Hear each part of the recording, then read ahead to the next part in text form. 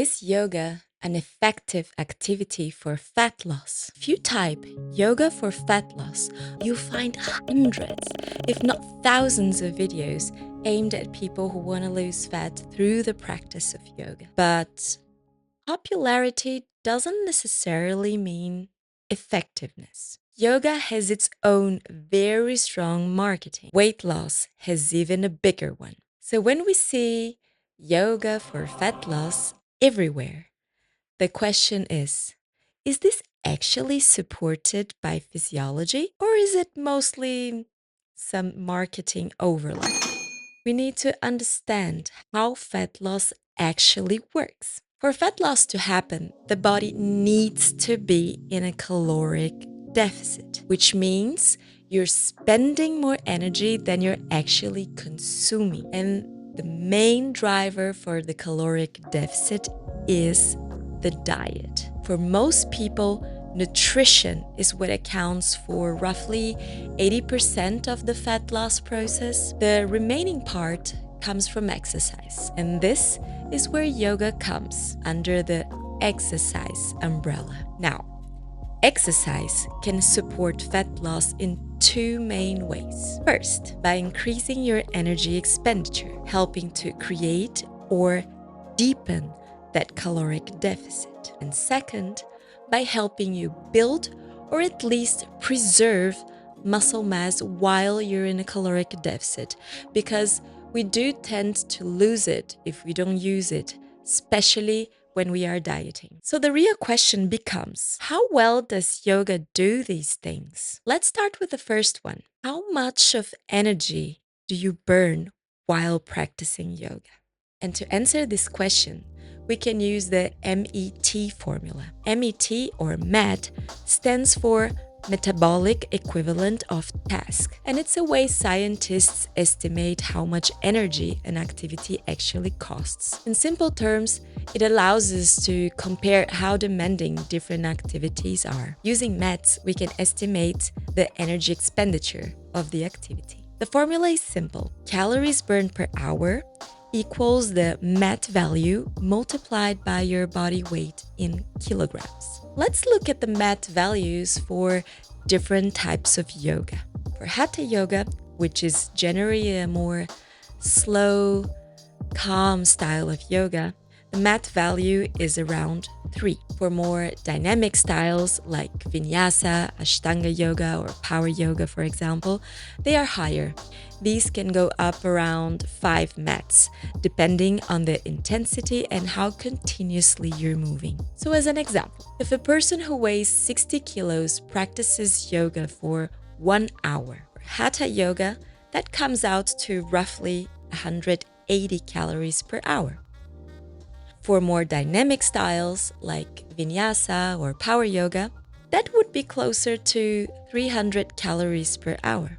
That's not nothing, but it's also not very high when you compare it with other activities. To put this into perspective for you, if a 60-kilo person runs a moderate pace for 1 hour, that's roughly 540 to 600 calories. If that same person swims at a moderate intensity, that's about 360 to 480 calories per hour. And if they go climbing at a moderate intensity, that typically falls around 420 to 480 calories per hour. So, purely from an energy expenditure perspective, yoga is not a very efficient fat loss tool. It is also important to note that when we're new to an activity like yoga, we tend to spend more energy at first. And that's because we're not very efficient yet. We use more effort, more unnecessary muscle tension, more movement than what we actually need.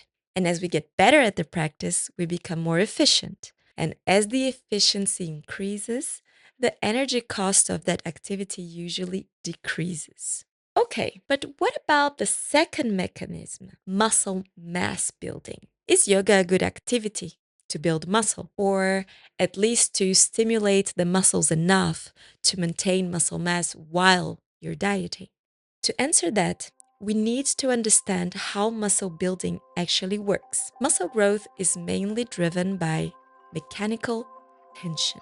Mechanical tension means that a muscle is producing force while being sufficiently challenged, usually close to the failure. This is why resistance training is so effective for building and maintaining muscle. In general, yoga practices are not designed to take muscle close to their failure. We're usually not working one muscle group through enough repetitions or for enough time under tension to truly fatigue it. As a result, the level of mechanical tension is often too low and too dispersed to provide a strong stimulus for muscle growth, or even for reliably maintaining the muscle mass during the caloric deficit. With that said, it's important to note that there are many different styles of yoga, and some are more challenging than others, especially when it comes to muscle activation. So, holding your body weight in positions, supporting your body through the arms, or sustaining long isometric contractions can be enough of a stimulus early on. In those cases, the muscles may experiment sufficient tension simply because the person is very untrained. But as the body adapts, that stimulus quickly becomes insufficient unless the challenge keeps increasing. So, when it comes to muscle maintenance or muscle building, more challenging styles of yoga can be of some use. However, they are not designed for this purpose, and therefore they are suboptimal compared to activities that are specifically designed for that, such as strength training. So, if we look specifically at exercise as a tool for fat loss, yoga isn't the most efficient option. Which brings us to an important question: where does yoga actually fit in fat loss? And the answer is indirectly, underground. Not by burning a lot of calories, not by building a lot of muscle, but by influencing the lifestyle factors that quietly determine whether your fat loss will actually work or if it will fall apart. One of the biggest of these factors is stress. Chronic stress keeps the body in a constant fight or flight mode. And in this state, recovery is impaired, sleep quality tends to drop, cortisol levels stay elevated more often than they should. High stress is associated with poor training adaptations, slow recovery, higher injury risk, and for many people, increased emotional or comfort eating. In other words, even if your nutrition and training are looking super good on paper, high stress can quietly undermine the entire process. Sleep is another major factor. Poor sleep quality has been shown to reduce fat loss, increase lean mass loss, impair insulin sensitivity, and increase the appetite. It also reduces self control and decision making, which matters a lot when you're trying to maintain a caloric deficit. So, yoga can support sleep quality by helping you regulate your nervous system and reduce your overall physiological arousal.